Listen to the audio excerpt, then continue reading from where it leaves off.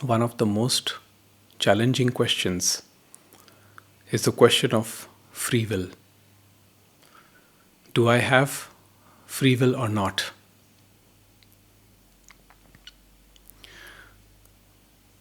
Now, before going into this, I would like to read a quote.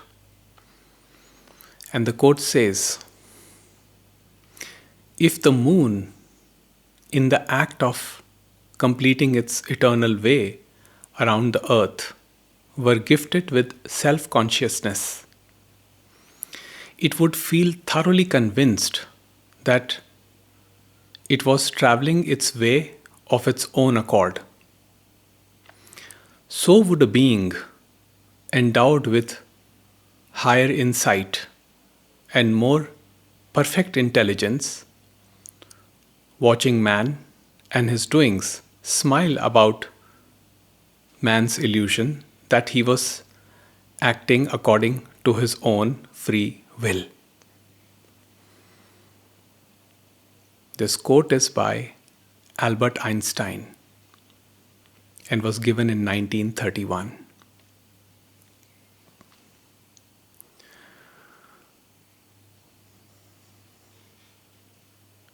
The sense of separation, my belief in my separation, convinces me that all actions are my actions, all doings are my doings. And this is the greatest delusion.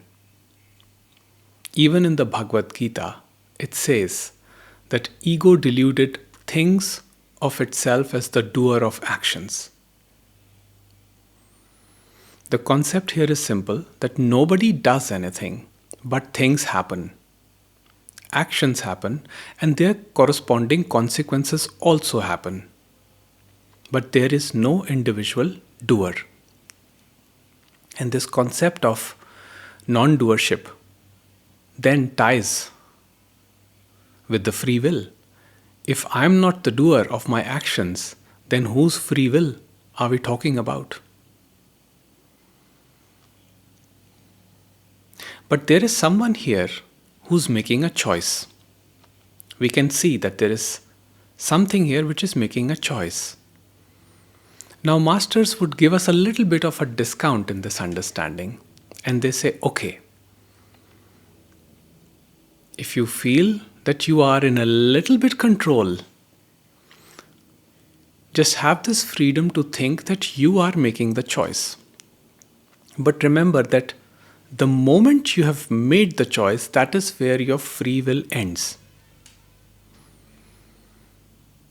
What happens next is not in your control. Making a choice, knowing that the outcome has already been decided for you, removes the load of shame, blame, malice, guilt, resentment, or hatred. Why? Because it was supposed to be that way. There was no other choice one could have made other than what they made in a given moment. So, humans with their self-consciousness think that they are the initiators of actions. But when we rest in our being, in the quietness, in the oneness, it is observed that things are simply happening. They're happening of their own accord. Nobody is truly doing anything. One thing is leading to another thing. You may think that you originated an action, but if you pay attention, you will always see that something led to that action. Let's say you were in your office, you came out, and all of a sudden you met a friend, and you both decided to have a lunch. You went to a particular restaurant and enjoyed the lunch. Now, how did this all happen? How did you choose the restaurant? You met your friend, and then you suddenly remembered that you've had meal at a particular restaurant or you've heard about a particular restaurant, that hearing was brought about by another event in the past. Based on that, you made your decision right now. You may have heard good reviews about the restaurant. You may have heard about it from your friends.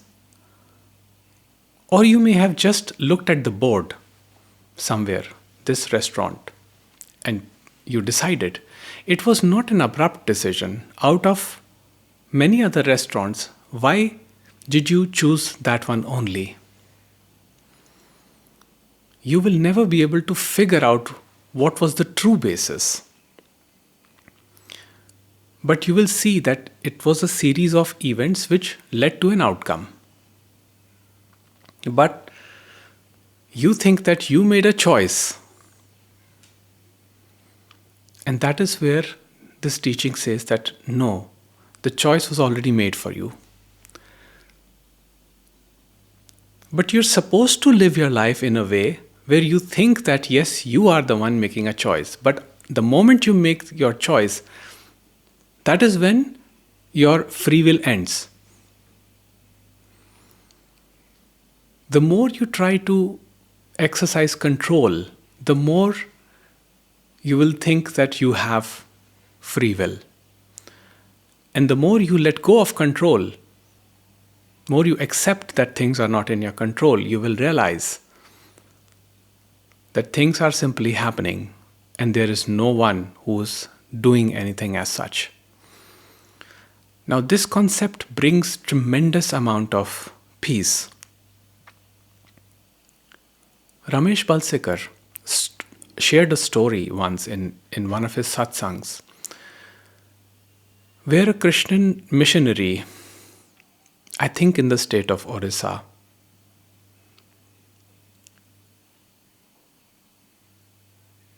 the man and his 2 sons were burnt alive in a car.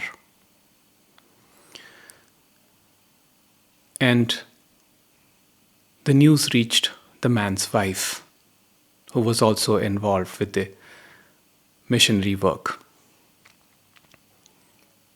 And the words that came out of her showed that her understanding was so deep. She did grieve, of course. I mean, this is the most traumatic event. It changes a person's life. But her understanding in that moment was perfect. And she said that this was God's will. It happened because it was God's will. Does that mean one does not take any action? No, the action were taken against people. Will they be punished? Will the right perpetrators will be punished or not? It's not in our control. Will the innocent get roped in when they did not even participate in that? Could happen. Will the people who were involved in the crime never get punished? That too can happen. We cannot know the basis of why things happen this way. It's just when we think that we are the originator of action that we start labeling each other as perpetrators. But it's just instruments acting based on cosmic law. The law which we cannot figure out, or we cannot find the basis of it, why it is happening the way it is happening.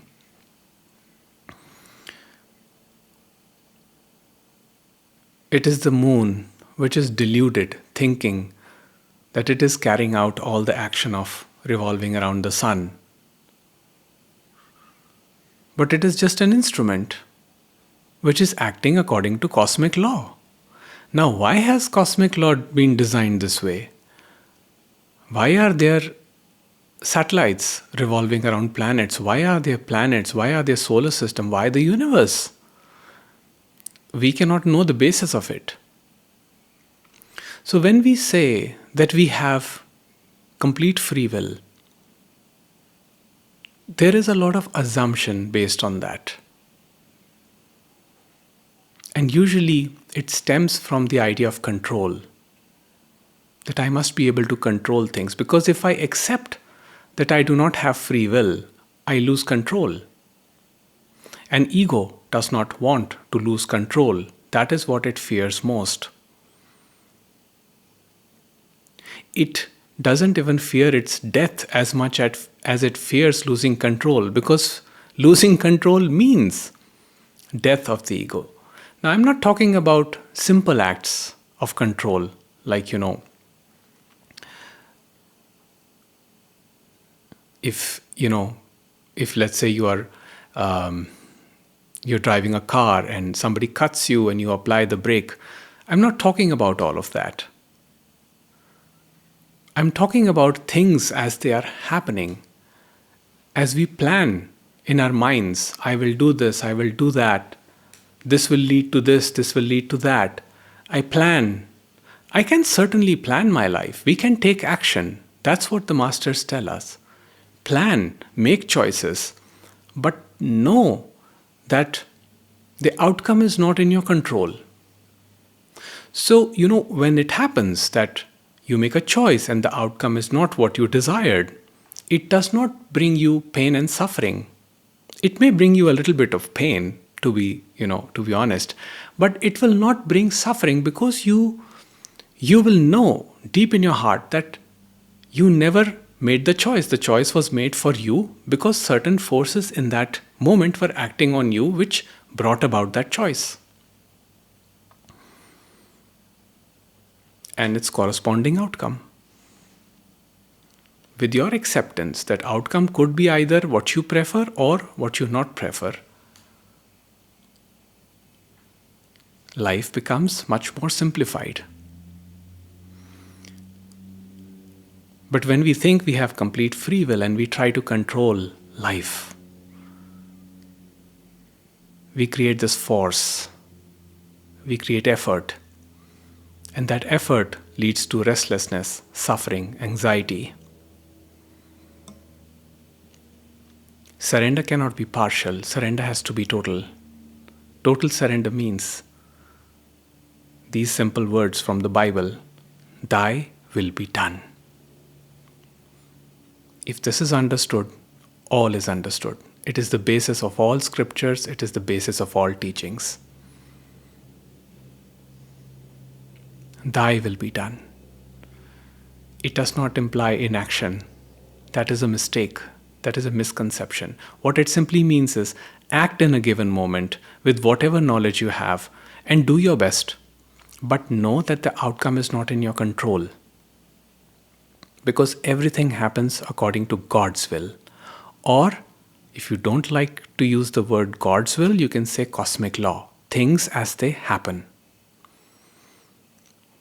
And let me clarify that God here is not an all-powerful separate entity in manifestation, setting up in the high heavens and creating a tab on its creation.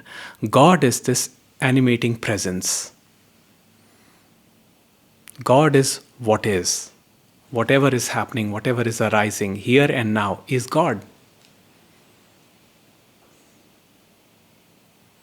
There is no separate God. There is no separate you.